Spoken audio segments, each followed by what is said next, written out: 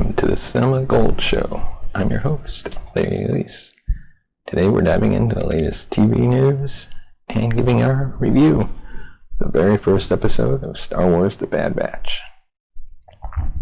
First, we'd like to thank our sponsor, Poddex, for sponsoring this episode. Poddex is a unique tool for podcasters looking to have more meaningful conversations or to strengthen their podcast. You simply shuffle up, ask a question, and let the content roll. Get yours today at poddex.com and use code CinemaGold for 10% off your order. And now let's get into Bad Batch Episode 1. During the opening scene of The Bad Batch, the new animated series set during the rise of the Empire, the Clone Wars logo burns away. At once, blatant marketing and a promise of something new, the logo neatly explains what the Bad Batch is. As Jennifer Corbett, producer and writer of the show, and Brad Rue said during a press junket ahead of the May 4th premiere, this show is a spiritual successor and direct sequel to the Clone Wars. The beginning of the new show draws from the epic scale of the Clone Wars series finale and the Star Wars prequel trilogy, which it parallels.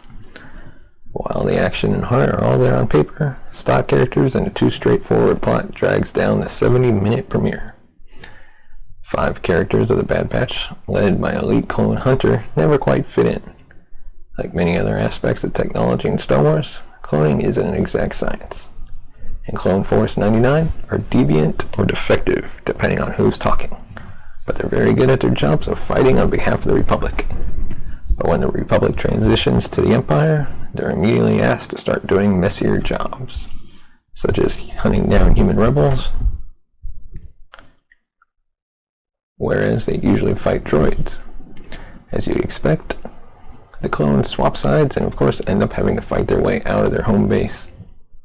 A young girl clone named Omega helps them out, and the stage is set for the rest of the season, which will have at least 14 episodes. Star Wars guru Dave Filoni is joined by Star Wars Resistance writer Jennifer Corbett on the creative side.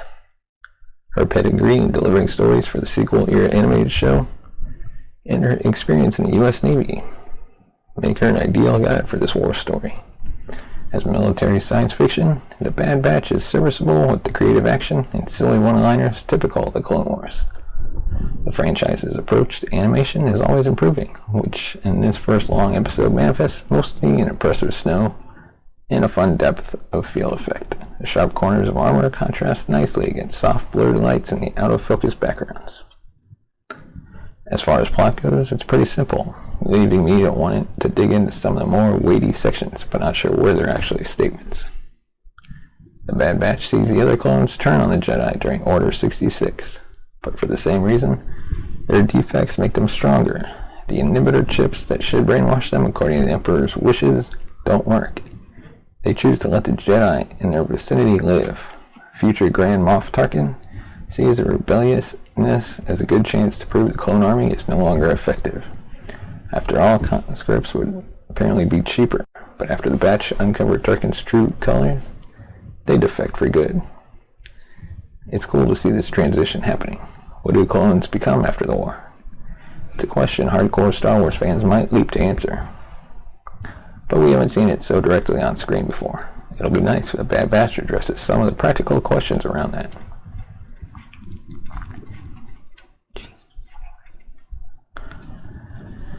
The strongest character beats involve the characters learning to trust each other in new ways. Team leader Hunter's superpowers are enhanced senses, although that isn't really on display much. He begins to distrust Team Sniper Crosshair when he becomes overeager to follow their grim mission by the book. Their arguments were most compelling before the inhibitor chip was introduced. While I know it fits with lore, it defangs the story a little to have the main antagonist's motivation be he was brainwashed, and I was a little unsure of how much the show was willing to either pin blame on him or absolve him of it. Either way, we haven't seen the last of Crosshair. As far as connecting to other Star Wars characters, we do have answers for the Bad Batch. And Stanley announces that this will be a cameo-heavy episode. And that's okay. Now that they're not being as coy about it as Rebels was, It's a lot of fun to see Saw Gerrera and a young Jarrus. When the Bad Batch was introduced in the Clone Wars, I found them boring. Their action figure ready powers not any more compelling than the clones and the Jedi were already. They still seemed a strange choice for headliners when characters like Ahsoka are operating at the same time. More so than the Clone Wars, the Bad Batch feels like a deep cut, a completionist tale that may struggle to hold fans. While comparisons between the Batch and Omega's relationships with the Mandalorian and Grogu are inevitable, this is no The Mandalorian in terms of either content or accessibility. And now on to our second topic, looking back at The Mummy Returns and its legacy. Can you believe it? It's been 20 years since The Mummy Returns released in theaters. This blockbuster film arrived with plenty of fanfare on May 4th, 2001, as a sequel to the 1999 surprising, terrific The Mummy, and promised more high-spirited adventure with Rick O'Connell, Evie, and their kid Alex. But the film only went downhill from there. It was produced on a $98 million budget and only saw returns of $70.1 million on its opening weekend, the second highest growing weekend of all time, behind The Lost World, Jurassic Park. That's how enthusiastic the audiences were, and it went on to gross $435 million globally. Despite tepid reviews and lukewarm reactions from moviegoers, indeed, 7 long years would pass before Universal returned to the franchise with 2008's lackluster The Mummy: Tomb of the Dragon Empire, which also grossed $400 million globally, but failed to gain much enthusiasm and led to the Tom Cruise reboot flop, The Mummy, in 2017. So while it was technically victorious, it stopped a profitable franchise dead in its tracks. I personally blame the rehashed story, the campy go-for-broke style, the really bad special effects, and the goofy family dynamic. Yet, despite its flaws, The Mummy Returns still managed to hit one significant, radical milestone. It catapulted Dwayne "The Rock" Johnson to Hollywood success. Your view on that particular milestone may vary, of course, but you can't deny The Rock as a pop culture icon. Sure, he was a huge star during his professional wrestling days, where a single eyebrow lift would send a legion of diehard fans into wild fits of insanity. Still, his leap onto the big screen somehow made his larger-than-life persona even larger. And it all started with a rather simple cameo at the beginning of The Mummy Returns. In case you might have forgotten, Johnson appears in the film as the Scorpion King, a quasi-bad guy who, after failing to conquer the world with his grand army, waits for the survivors of his force to die in the desert before trading his soul for an even grander army, consisting of the god Anubis' jackal-like warriors. Naturally, once old Scorpio has conquered the planet, or maybe just an obscure town in the desert, Anubis takes his soul to the underworld, where he spends the rest of eternity wishing he hadn't made such a deal.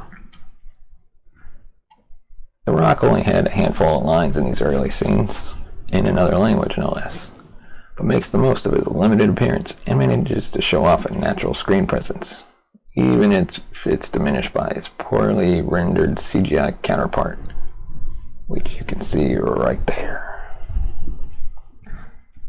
In any case, Johnson managed to turn that cameo into a $5.5 million payday. The biggest for a first-time actor, when he agreed to star in the spin-off, The Scorpion King, released a year later to a decent box office haul, and has since starred in films such as The Rundown, Pain and Gain, Mona, Jumanji, Fast and Furious, and upcoming Jungle Cruise, Black Adam, Red Notice, and a third Jumanji film. So on the anniversary of one of the most disappointing sequels in the last 20 years, keep in mind that without The Mummy Returns, it's likely we wouldn't have seen The Rock's appearance in Hollywood. And I think all it took was Brendan Fraser outrunning the sun, Rachel Weisz experience reincarnation and resurrection, that stupid blimp flown by a pilot who doesn't get shot in the ass, the greatest pygmy attack ever filmed, and one of the poorest examples of early 2000s CGI to make it happen. The Mummy returns. We thank you. And now on to our third and final topic.